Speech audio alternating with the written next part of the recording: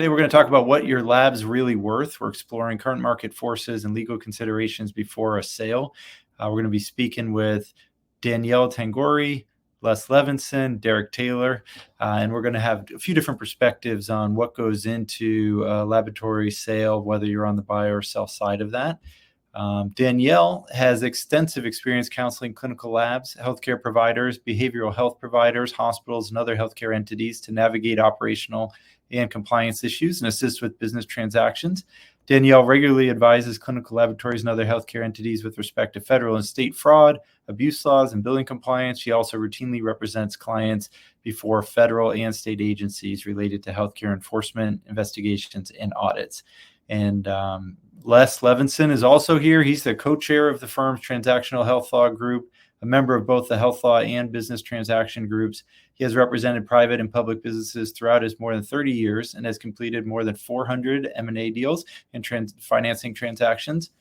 Although Les maintains an active business law practice, he concentrates on transactional, regulatory, and compliance representation of healthcare and life science clients. I believe also a pretty decent guitar player, if I remember correct, Les. And Derek is the managing vice president of Laboratory Nexus. Derek leverages his extensive experience in the clinical lab industry to facilitate buyer and seller connections for professionals and entrepreneurs.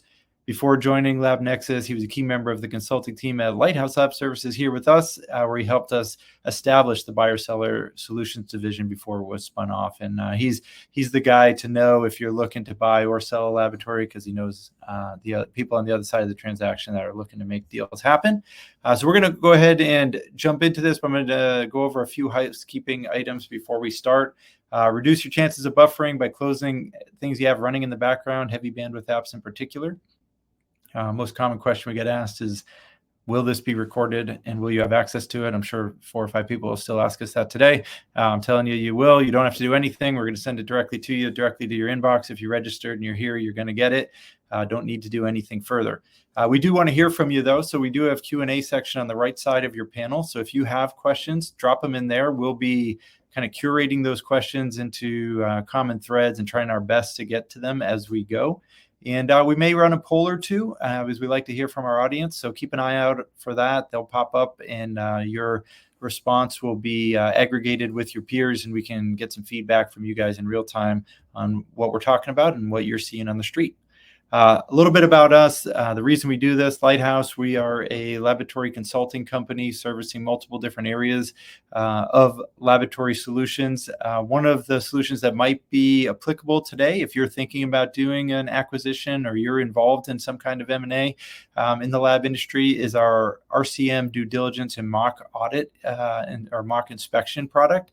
So we will have our RCM team go through the books ahead of time, get you ready for sale, make sure that what you're doing and billing is compliant, and paper that up so it's ready for the potential buyer to know that they can buy with confidence. We also have a mock inspection of your clinical lab to go over the technical operations. We'll send in some of our laboratory directors and inspection team, part of our quality team, to make sure you're all buttoned up, a little home inspection before the sale, so that you guys have some paperwork showing that you guys are doing it right. All right. And so without any further ado, I'm going to send it over to Robinson Cole. And I believe, Danielle, you're going to take us through the first few slides. Actually, I think I was going to do that. Oh, Les, you're up first. All right. That's okay. We have plenty of slides and plenty for each of us to talk about. So why don't we move to the first slide that says Laboratory M&A Market Overview. There we go. So I think it's really good to start a conversation like this by just giving a little brief overview about where the market is and some of the trends that we're seeing.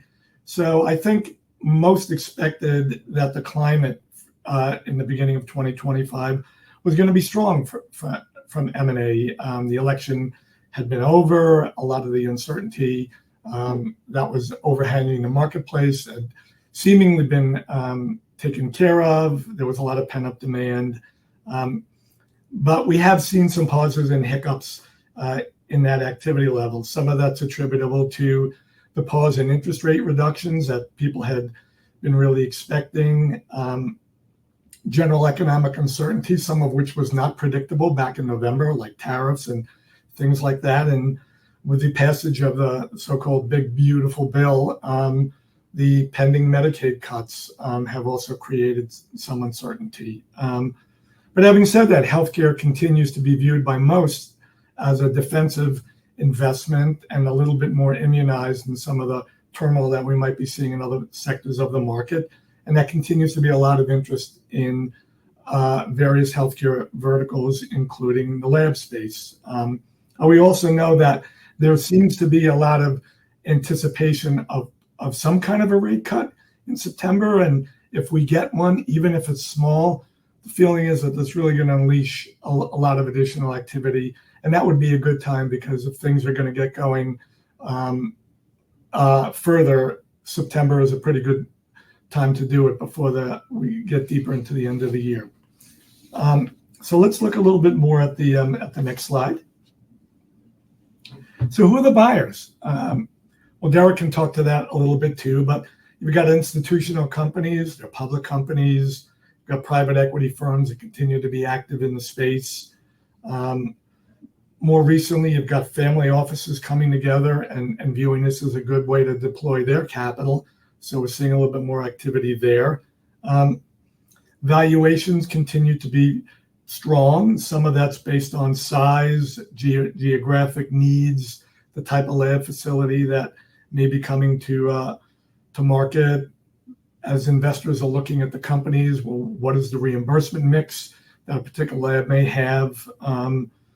And they're going to consider all these factors as they evaluate what they think an opportunity is worth.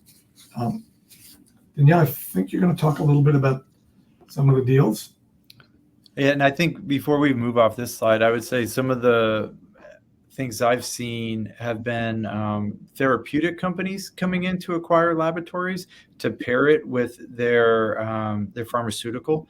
So offering some kind of test, whether it's direct to consumer or appealing directly to the patient and doing the diagnosis for the medication that they produce, and that pairing seems to be a pretty winning strategy. I think there's some compliance things that have to be considered to make sure there's some arm's length distance between those two parts of the business. But we've seen some activity there, and then I think we've seen some increase in roll-up activity of small laboratories, where we see groups coming through, and we see waves of this over time. Derek, maybe you can speak to it, but we see some activity looking for small, solid laboratories that are profitable at even a minor scale, that they can be put together and scale can be unlocked. Payer contracts can be put together, different Medicare max. Derek, what else are you seeing in terms of buyers out there right now? Yeah, probably the most common one that we're seeing is other laboratories that are, I wouldn't use the term roll-up necessarily, but they're looking for strategic acquisitions in the space. And sometimes that's location, that's geographic.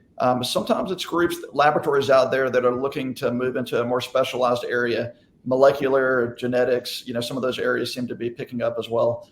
I believe the next slide, we're going to talk a little more about the deal analytics on the larger labs. So Danielle, I'll let you jump over to that one. I think Sure. to that point, guys, we would put that under the sort of heading of a lot of bolt-on activity when the markets are a little less robust. But folks who do have capital and an interest in the space are always looking for those opportunities to aggregate those assets and continue to grow their platforms. For sure. Yeah, we're seeing those same trends, all the ones we highlighted, and John and Derek, you highlighted as well, play out in the deal analytics of just this year. Just to highlight some of the public companies as to the data that's out there. We're seeing, LabCorp and Quest buy up a bunch. That's continuing the trend of last year. So, there's been mergers and acquisitions. LabCorp announced one for clinical testing and pathology of Insight, an ambulatory outreach lab for a community hospital, and oncology-related testing, amongst others. Quest is also, moving into the dialysis-related clinical testing space with the acquisition of Spectra Laboratories. But then we're also seeing other, ones as well. So things that are AI focused, and that kind of that pharmaceutical pairing of the lab, but also in the AI space. So GeneDx acquired Fabric Genomics to really pair their genetic testing with AI powered genomic interpretation. So we are seeing that as well. But also, strategic purchases in the oncology space, as well as others, to really focus on the geographic region and to have, broadened testing. So whether it's the molecular or NGS type testing, we're seeing that as well. We've seen also some international buyers that maybe want to enter the U.S. market, or a little bit uncertain about how to do that, and feel maybe a little bit more comfort through purchasing an existing CLIA laboratory where they can layer in their test into something that's already up and running. And a lot of that infrastructure is built with state licenses to be able to receive samples from a national footprint, or insurance contracts in place, Medicare's and Medicaid's. So I think we're seeing some of that. And I think the world's becoming a little bit more global. We're seeing device groups that want to bring a device to market and are not sure how to navigate FDA path, and feeling like acquiring a laboratory and putting in an LDT as a centralized reference laboratory is a strategy, while they seek FDA approval for maybe distribution of a test or device on a bigger scale. So we've seen some of that as well. Go to the next slide.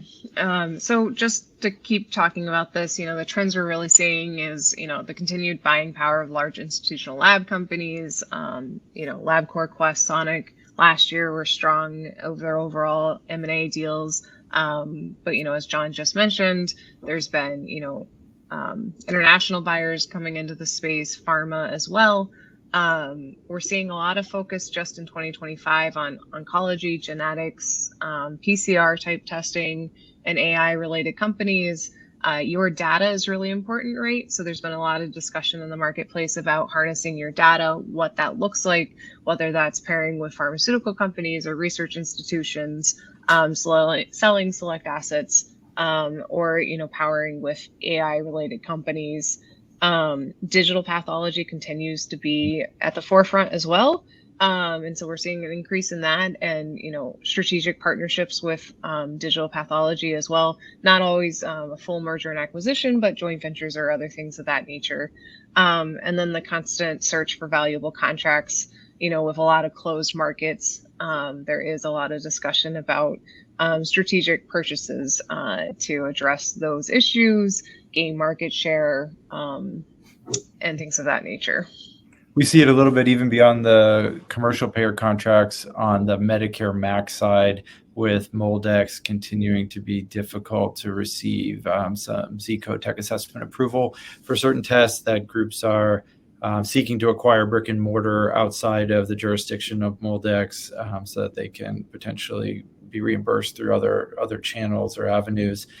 So I think that's one we've seen some activity at. And it feels like there's this gap where there's a lot of smaller laboratories that I think would be interested in selling, and there's an appetite from the big three for mid-sized labs that seems insatiable. And so if you can get to the scale from that small lab level up to profitable, slightly mid-sized enterprise level, clean books, audited finances, there's a line of buyers that will bid on that. I think it requires some of these smaller groups to probably work together, and they've stayed just below that threshold and haven't taken that next step. I know Derek's working with some buyers that are trying to put some of those pieces of the puzzle together. And so if groups that are out there are interested in that, I think they could reach out to him to hear more about how you might need to lock arms with a partner or two in order to become attractive for acquisition by some of those larger entities. I think that with that too is if we can go back, the payer mix, right, is really important. And if you have a diversified payer mix, that can make you a stronger candidate, right? As people think about, maybe wanting to move away from Medicare or Medicaid and have commercial, we've seen, or some type of concierge type relationships. And so that's really important. And then just as for, as of note, and we can talk about this more later on in the regulatory due diligence, but when you're looking for strategic partners and thinking about navigating the multi-X and LCDs, there are regulatory considerations that you have to be mindful of for that, to make sure you're not just trying to avoid, payer requirements.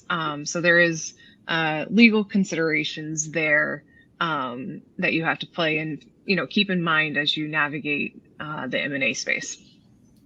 Yeah, I think just before we go to that, we can flip to the next slide, but I think just one comment to make to that is, as you were saying, Danielle and John, in the current environment, and I don't think that this is going away anytime soon, having a clean company and just not having a lot of problems, you want to talk about this a little bit more in the diligence area, is going to make your acquisition opportunity more likely to succeed and not have any headaches sort of post-closing. And buyers are just being more discriminating. Deals are taking longer to get done. The rock turning over exercise is just being, more thorough and rigorous. And as people are trying to figure out, where the dollars are potentially and trying to insulate themselves from a little bit of reimbursement risk, those things just continue to be really, really important. So in this market, how are deals coming together? And some of it's the old-fashioned way. I mean, people know each other in the market. Danielle and I are working on a couple of transactions where folks know each other and they're thinking, geez, maybe we should be exploring an opportunity where we can collaborate or one party can acquire the other one. So there's still a lot of direct communication between parties.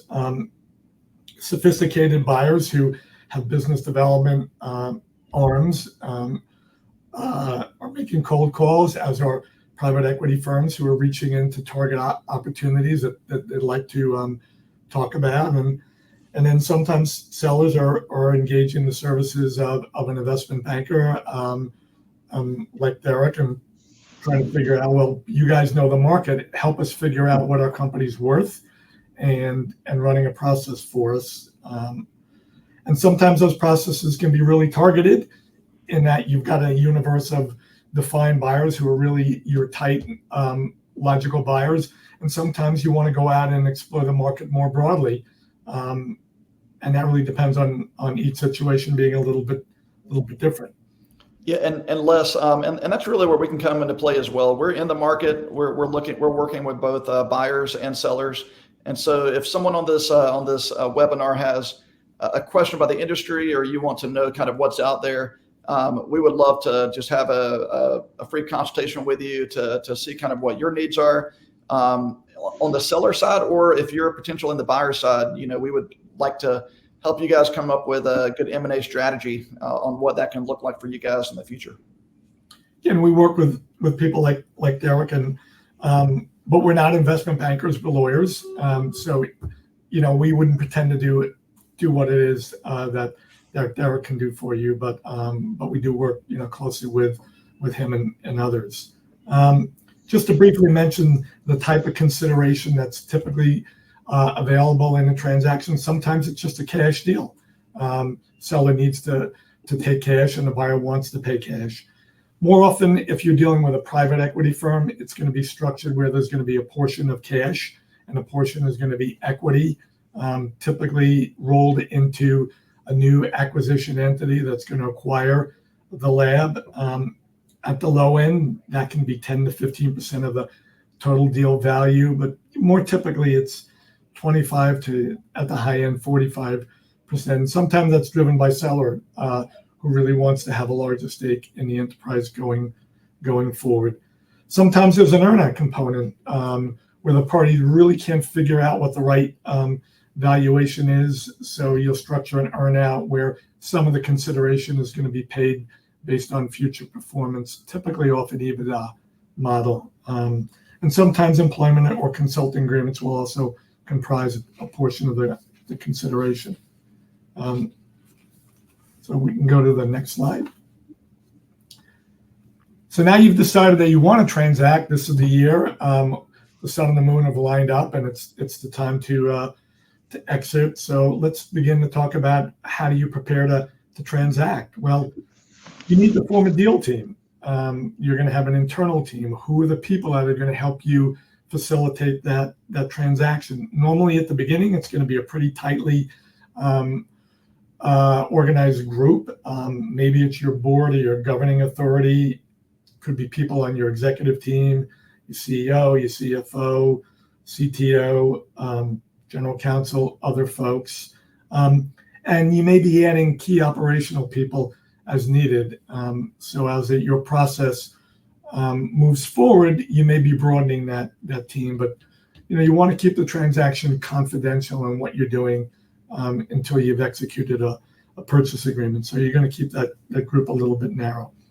Then you're going to have an external team, investment bankers. You'll have lawyers, accountants, maybe outside consultants who will help you evaluate different parts of the business. And it's really helpful to have an internal point person so that you don't have too much overlapping communication or miscommunication.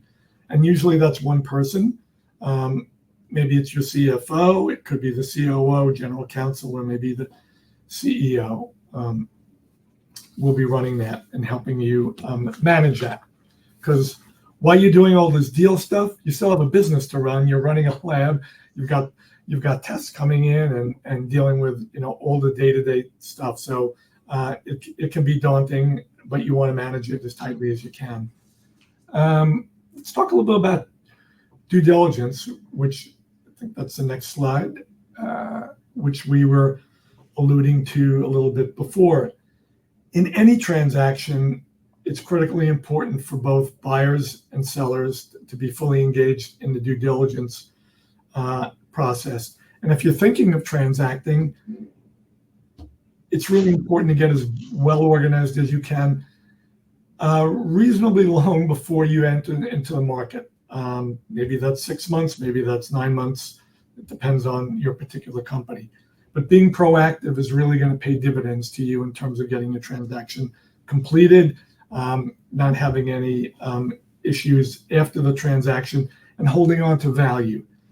So what I like to say is clean up all the things that you know are potential issues or are knowable. And you can find out the knowable things by going back through your own operations and looking at things and saying, geez, that's a little bit loose. We need to tighten down the bolts on that a little bit. And maybe you're working with lawyers or outside consultants or Derek or John or other folks to help you kind of get things as organized and as cleaned up as possible. Yeah, Les, we often see groups out there that we're working with that many times it's the LOI. Somebody submits a letter of intent. Start going through due diligence, and then we find out, oh, there's some financial questions that come up, and if we would have known about those 3 months before, it could have sped up the deal and not slowed it down so much. So a good financial audit, as you mentioned already, having an accounting person on board is huge.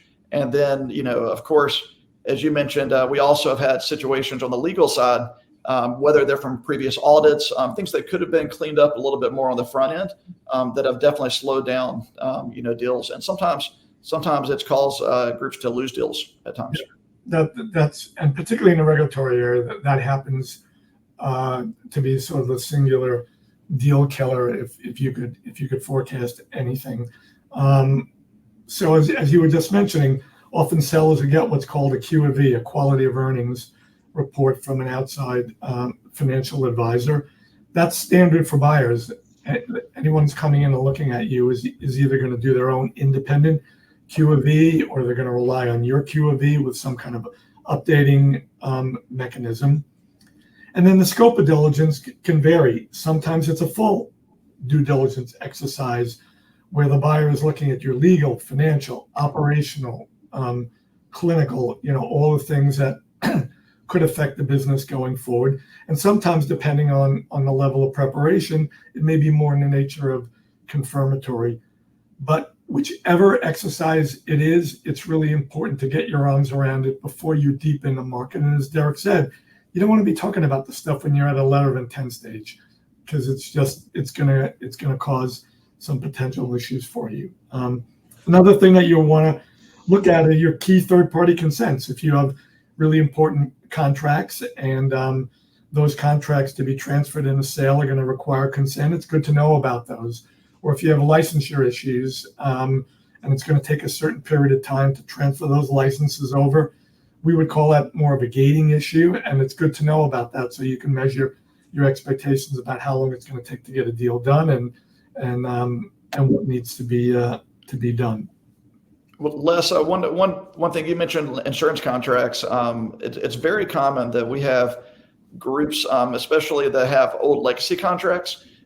They may reach out to their billing companies and they may not be able to find those contracts. So just getting everything organized up front, especially on the insurance side, we recommend. I believe that Lighthouse put out earlier that they do like a billing review. Reviewing insurance, reviewing to see, hey, is there any money left on the table? And I believe something like that proactively can be huge, just to help groups know what they have and know what the billing looks like prior to having another group looking at that for them. 100%. I mean, if we can go to the next slide, we can talk about the regulatory issues. So, billing and coding compliance is one of the biggest pitfalls in laboratory, right? There's increase in audits, particularly this year. There's more payer requirements coming out. I've seen a bunch come out for the fall about, restrictions. But that legacy contract, those in-network contracts, getting copies of them. I often ask clients, well, where's your contract? I need to see it. And the search for that can take a long time. And so having that at the ready, to assess assignability, whether there's any change of ownership, that can really dictate the deal structure too. So it's important to know what those say before we get into a letter of intent, changing up the deal, having an understanding about that. That's one of the first things we ask for when we're assessing, what this deal is going to look like. And it's important. There's, regulatory also considerations for the reason why we're going after contracts can be an issue. And there's, things that we need to think about location and what your services and your market, and where you're going to be looking at your market as well, as well to be able to deal with all of those, particularly as, payers and particularly in the Medicare space and Medicaid space are not consistent across region. This can be a really important area. But the billing and coding compliance, doing a sample of your claims, seeing if you have physician signatures, medical records supporting medical necessity, those liabilities for labs can be huge. They can result in False Claims Act cases, and other violations and just large recoupments under standard audits, and a triggering of a variety of UPIC audits that we're seeing more and more over the last year in particular. So I think that's a really good point to get your house in order before you even go to market on that. It inspires confidence in a buyer when they can go in and you're organized and you can provide an answer. And if you don't have an answer to your question, it's okay. But at least you've thought about it and you're able to have a constructive conversation with a buyer is way more beneficial to you than just getting a question that you don't really know what the answer is and you got to go searching for the papers, Danielle said, or just it becomes problematic. So it's really good to do that work up front, as we've all talked about here. Yeah, I agree. I think taking the process serious once you get into it is important. I think time kills deals. I think that doing it halfway results in you wasting a lot of time and with nothing at the end. The deal is just not going to come together. It's you're kind of going to do this with seriousness or not.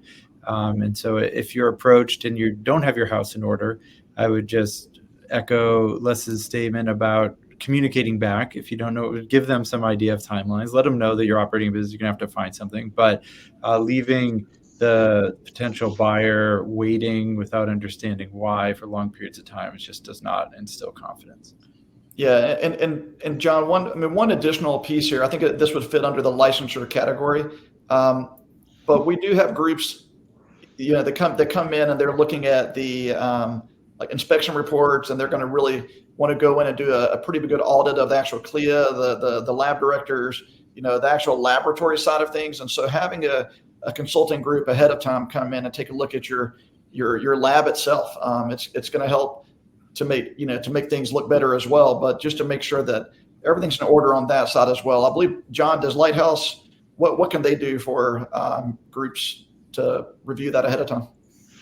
Sure. Yeah, we would absolutely be happy to do audit of your staff. Right now, there's a push by CMS to have third-party auditing of staff competency and experience. So going through and having a group like Lighthouse do a third-party audit to document that everybody on your team is qualified to be doing the role that they're doing might be something of interest. We can speak to the qualifications of the laboratory director. We keep all of our lab directors' credentials on file as well. And then doing a mock audit that doesn't have consequences can be smart to do ahead of time to identify those issues and come up with a corrective action plan and document that it has been corrected is going to also help with letting the buyer know that you have everything in order.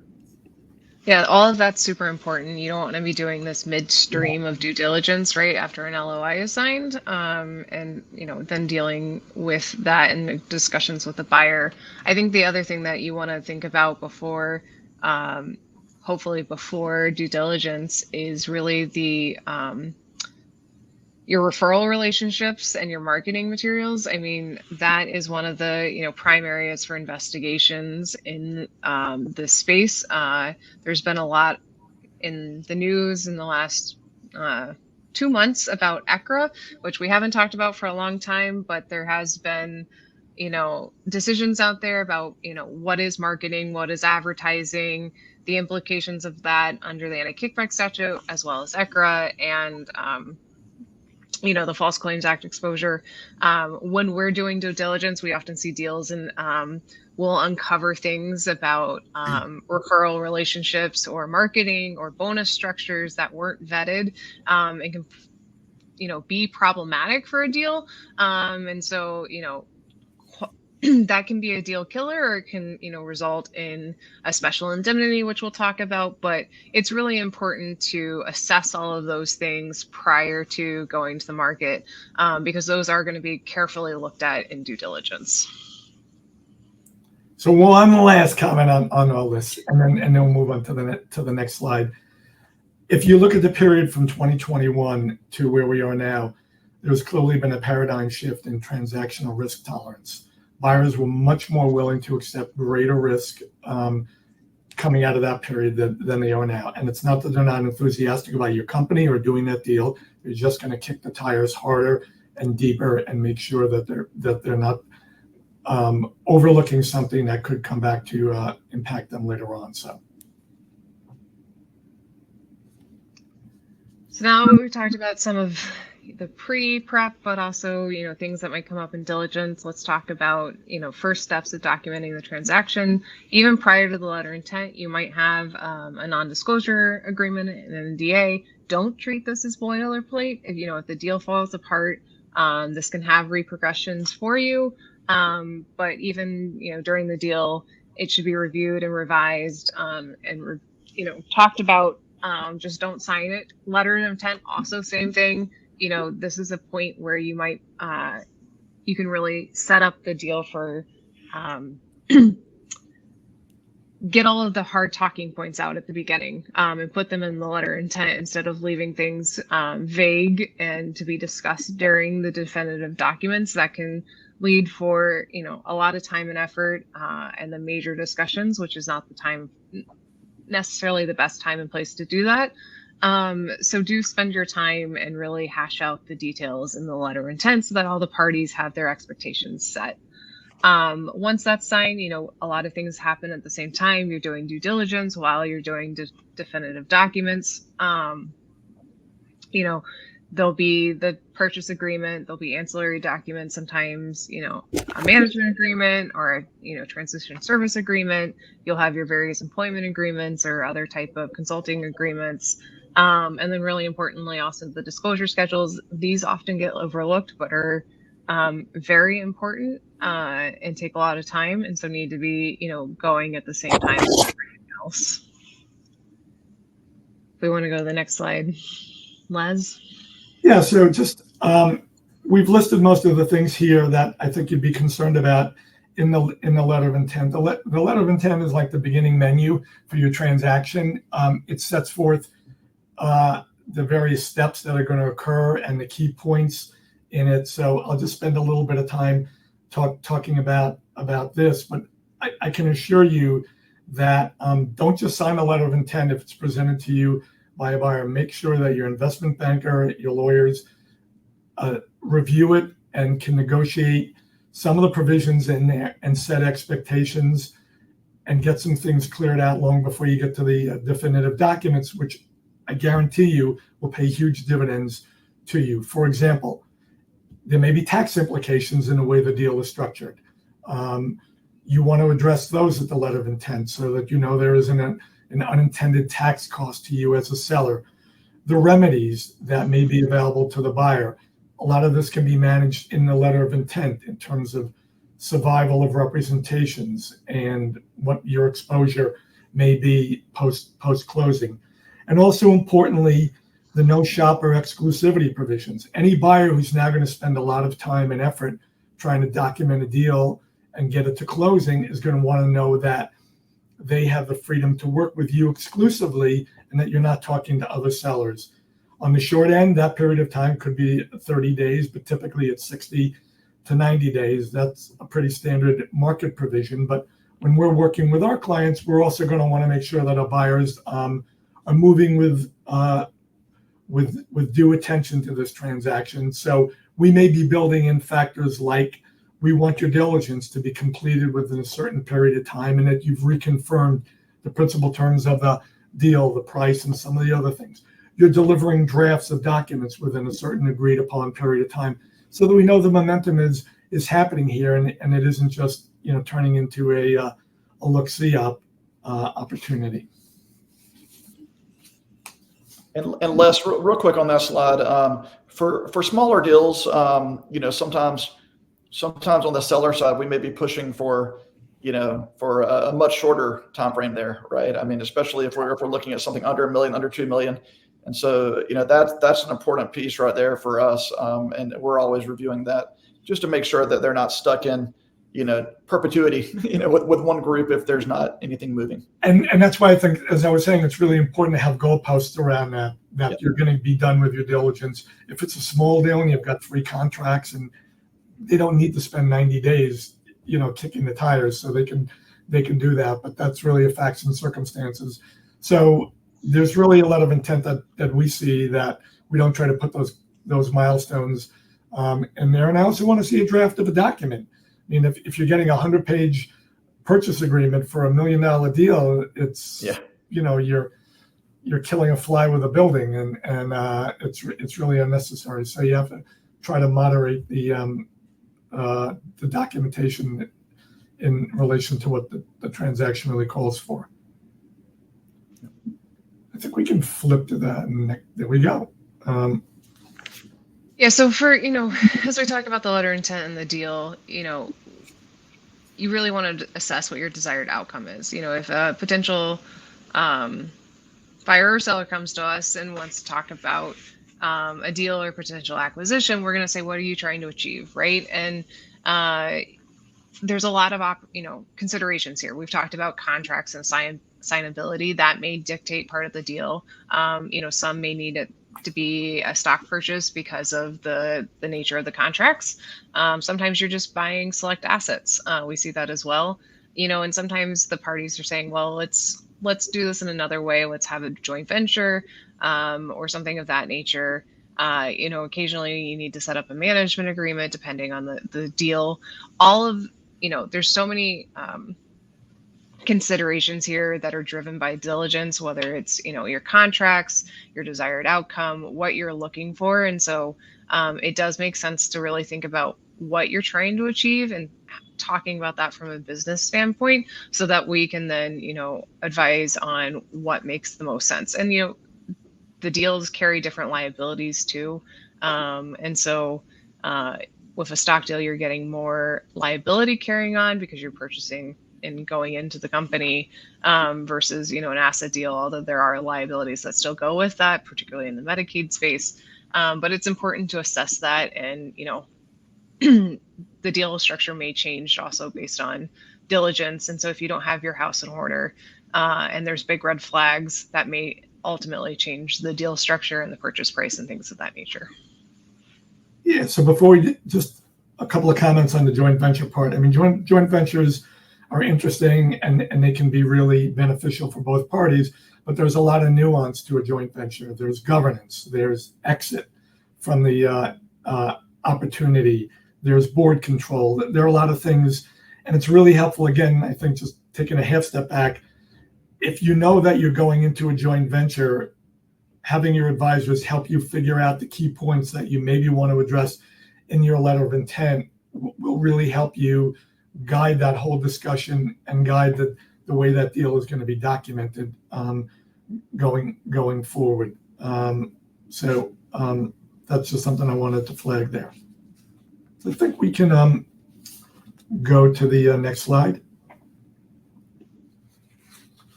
So just some of the things that we wanted to talk about when you get into the definitive documents, some of the considerations that are really important to highlight. And I think I'm going to talk to you more about this from kind of the seller side of the transaction. You've now gone through due diligence, you've had a letter of intent, you've been negotiating purchase agreements, and now you're kind of getting to the point where you're going to be signing these documents soon. Well, if you're a seller, you want to know that your deal is going to close. You've spent 60 or 90 days having your company investigated and talking with people and negotiating and spending a lot of resources on getting this transaction to the finish line. You want to make sure that the deal is going to close. So who's your buyer? Is it just an acquisition entity that's been formed and doesn't really have any resources behind it? If that's the case, then you want to make sure that you're at least trying to ask for a guarantee or maybe some kind of an equity commitment to support the buyer's commitments to you. What are the closing conditions? If you're a seller, hopefully you can make those as narrow as possible and not have a lot of conditions in there that are not within your control, because that your deal can then get away from you if something happens. What happens if there is a breach? It's not that you didn't do your homework, but sometimes things happen. How long are your promises going to survive? Is it going to be for a year or 18 months or longer? Again, that's something that you really have to pay a lot of attention to in the negotiations. Is your exposure going to be from the first dollar, or are you going to have what we call a basket, meaning that there's some de minimis amount where the buyer doesn't necessarily have a right to make a claim until that de minimis amount has been exceeded? Is there going to be a cap on your liability? Maybe it's a percentage of the transaction. Maybe it's the purchase price. Again, it's negotiable, but you want to focus on that. And these are also things that you can try to attack at the letter of intent stage. Are there going to be escrows or holdback to support the seller's representations and warranties to give the buyer some comfort that, well, if something isn't right, I have a fund at least that I can look at to make a claim. Let's go to the next page. If your transaction is structured where part of your consideration that you're receiving is equity, what's your expectation in terms of your rights? If you have a relatively nominal equity participation, it's not reasonable to expect that you're going to be able to have a huge amount of control over the enterprise going forward. For example, if you are a 30% owner of the enterprise, you're not going to get a veto right over when the company is going to get sold. You might have a visibility into that, but you don't get a veto right. What are the exit mechanisms going to be? Are you going to be required to go along with a sale if your buyer says it's time to exit? That's not uncommon, but you should also have a right to tag along and participate in that if your buyer wants to exit the transaction. What's the valuation mechanism going to be on some of these exit considerations? If you have an earnout, how is that calculated? How long is the earnout going to be? And are you able to negotiate any protective covenants to make sure that the buyer isn't doing anything untoward to impact your earnout. Again, there's a lot of conversation going into deals about this stuff, but it's really important to you, and you want to pay attention to it. If there's a working capital consideration in your transaction, is there a target? Meaning that if you've agreed that a certain amount of working capital will be present after the closing, how is that being calculated? And what are the measuring metrics against that, so that you know whether you might have to fund a deficiency or there might be an excess to coming back to you after the transaction. So those are just really important things to think about. Some can be addressed early on in the transaction, setting expectations at the letter of intent.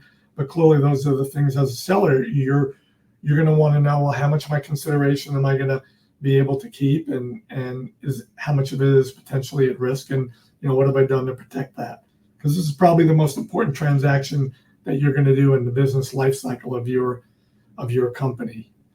Danielle, I think we can talk about the next slide. Yeah, so representations and warranties in the purchase definitive documents is really important. They're going to cover all areas from regulatory compliance to IT to HR to tax, etc. And so it's important to pay attention to these. They're going to discuss all aspects of your business and ask for you to represent and warrant, hence the name, as to the conduct of your business and how it's been run. The look back period for how long you're making these promises for is subject to negotiation. You'll see, look back periods on the regulatory side, often starting at 6 years, and working from there as to, whether that's going to be. Buyers want longer representations and warranties. Sellers often want shorter ones. And so that's always a point of negotiation, or making exceptions, that you can't represent and warrant that everything is, perfectly in condition. And that, becomes a discussion point as well, and can impact the indemnification. But it also, makes your disclosure schedules much longer if you have exceptions, based on your, how your business has been run. The disclosure schedules are tedious. They're a pain. Everyone knows they're a pain, but they're really critically important that you list everything and that you're, being truthful in what is in there. So you really need to pay attention to all of that and take time to, review those, put everything, and spend the time necessary to really assess those. It's not something the buyers can do. That's really falls on the seller, and it's understandably hard to do all of it while doing diligence and, running your business, but is really critically important. And so I think, Aleza, unless you have anything else to say on that. Yeah, just one thing on that point. Because there's a relationship between the disclosure schedules and the front end due diligence. If you've really focused on the things that you know or are knowable, and that's all compiled as part of the due diligence process, it will make the schedule preparation much easier because you will have identified a lot of this material. So you're pulling from there, and you're not going to have surprises. But as Danielle said, it's a process, and there's a lot of back and forth on disclosure schedules. So you don't want to take those lightly, because those will really help shape the protections that you're going to afford yourself when you make those representations. The other part about disclosure schedules goes into this next slide about, during the transaction behind the scenes. You're obviously trying to limit who's involved in any on-site dealings, and I'm going to let Derek talk more about that in a second. But sometimes this disclosure schedules will expand the scope of who has to be involved a bit, based on what you're putting in there. So it's really important to think about that as you have the key operational people. But, even as you go through the deal, you need to coordinate amongst the parties about communications and offer letters. Sometimes we see, requirements about, X number of employees need to be transferred over, or certain key employees need to be transferred over as part of the deal, earnouts and stuff, things of that nature. And that all, then creates a communication timeline not doing it too soon. So those are all coordination that is happening behind the scene. With the billing and coding audit, you're also, a lot of labs have third-party billing companies, and so you're going to need data from them for the diligence and access and things of that nature. So that's really important. But Derek, I'll turn this over to you. Yeah, thank you. So, from the perspective of limiting, the on-site dealings, what that looks like, we've had situations, quite a few different deals that look different from this perspective. Some groups, some buyers come in and they want to just see everything and meet everybody. And just keep in mind, the laboratory market is very competitive, and many groups they want to make sure that they're protecting their who their clients are. They want to protect. They may not want their employees in the lab to really know that the lab's going to be for sale. And so things we've done to help with this, many of our meetups are on weekends when the employees are not there. If the employees are working 8 to 5, sometimes those are going to happen at night, followed up by dinner or something along those lines. But we just want to be really careful what that looks like. And in some situations, I think, John, you might remember this one. We had a group that wanted to come in, and we posed them as consultants, and we gave them nicknames, right. And we were very careful ahead of time to set the expectation of what that meeting would look like. Each buyer and seller are going to have to define what that's going to look like, based on their specific situation. I would just say, it's a delicate thing to understand how much to disclose to employees and when, and who has access to information as you're going through a process. I think it's best to think of it that when an employee hears about this, you do want them to hear about it from you, not on the street, not from peers. You want to be able to describe what's happening, but it's not in anyone's best interest to necessarily hear about every potential suitor that comes along that may not be serious, because it can give a sense of instability as you're working through these things. And is this good for my job? Is it bad for my job? Does this mean my role will grow in responsibility? Am I being replaced? I think that your mind can go a lot of different ways before that information is known, or an employee's mind could. So I'm trying to make sure that you disclose at the right time, and you provide information so employees understand what their role is going to be in the future state. Yeah, and I think that's really important, John. This whole thing is a process. It's an interrelated process, and it goes through different stages. And I know that we could talk about this for 20 more hours. So we're only giving you an overview here, but just to that point, we're kind of at the back end of the presentation, but let's take 1 second and go to the front end where we're talking about NDAs. Well, to Derek's point, in the NDA, you have an opportunity to make sure that you have a non-solicitation clause in there so that your buyer isn't coming in and having a free look at your operation and then making pitches to your employees who are probably really critical to your overall operation. So most buyers who have been in the space before understand that you're going to ask for that, and they're probably going to be willing to accept a reasonable non-solicitation provision. And if they're not, they may not be the kind of buyer that you want to let into your process. But that's where Derek and the lawyers and other advisors can help you navigate that stuff, because if you haven't done this before, these are not things that you would necessarily know or be sensitive to, and that's where we can all add value to your overall process. And I think we've talked about all of these as we've gone through. We just tried to highlight some of the major pitfalls about being proactive and prepared, and things that we see as hiccups as the deal goes on. But in the interest of time, I think we can talk about post-closing matters on the next slide. Yeah, so just a couple of things to highlight here. So now we've negotiated the deal, we've closed, the champagne corks have popped, everybody's thrilled, the press release goes out, and the world's a wonderful place. Well, what happens now? Well, if there's a working capital mechanism in your purchase agreement, which is not uncommon, 60 to 90 days after your deal close, you're going to have a working capital true up. So if there was a target number that you were supposed to leave with the business, the buyer is going to come in and measure that and see whether that number has been met. And if there's a deficiency, you may owe money. And if there's a surplus, you may get a credit. And that can often be a back and forth process because you may not agree with what the buyer's characterization is. And there is typically a mechanism in your purchase agreement to deal with that and sort it out. And it's not necessarily contentious. It's just a fact of life, but it's something to be keyed in on. Sometimes there's a claim that's made after. The buyer may feel that something that they were promised or told isn't exactly as represented, and they may want to make a claim against the seller or against an escrow fund or both. Again, that's a process that can usually be managed. And in your purchase agreement, there will be a mechanism for how that happens and how does that claim typically get resolved. And just a couple of points on the universe of deals, which tend to succeed more than others. Is the pricing appropriate? Has the buyer paid what they think is a fair purchase price and the seller received a fair purchase price?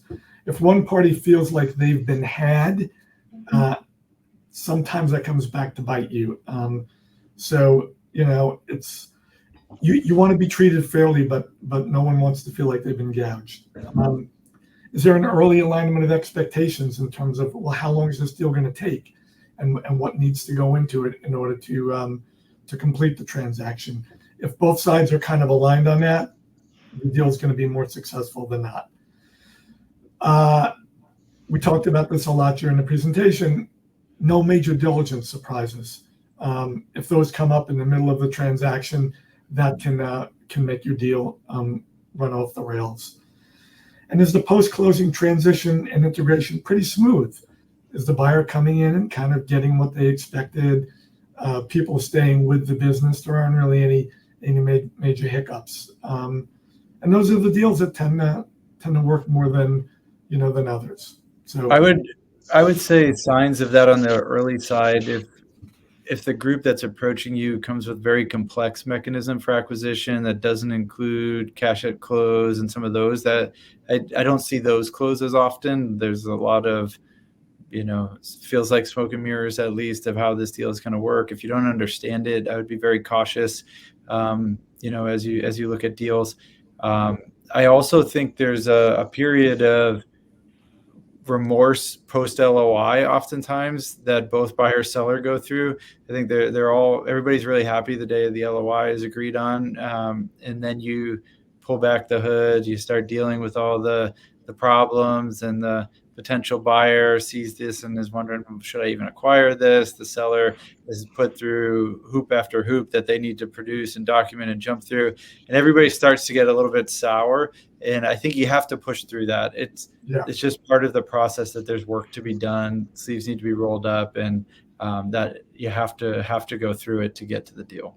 Yeah, you need to be able to rely on your advisors, your bankers, your lawyers, folks at Lighthouse to help you, because we've done this all many times, and we kind of know what's more normal than not. And the phrase we use, John, is deal fatigue. I mean, you're 60 days into a deal, and it's just like, is this going to be over? And we can really help you navigate what's reasonable and what's not.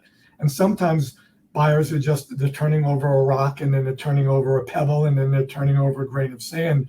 And at some point, it's like, you guys have gotten everything that you need to know about this particular issue. It's time to move on. So there is that. I agree. Yeah, there's so much that can be known, and then at a certain point, you got to take the leap, and the deal has to be done, and there's some trust on both sides as those deals close.